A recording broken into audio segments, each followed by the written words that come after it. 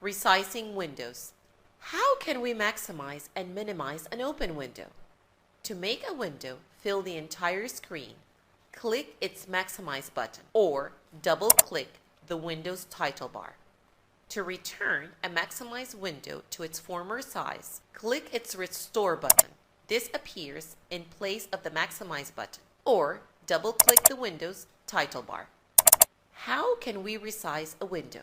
Point to any of the window's borders or corners. When the mouse pointer changes to a two-headed arrow, drag the border or corner to shrink or enlarge the window.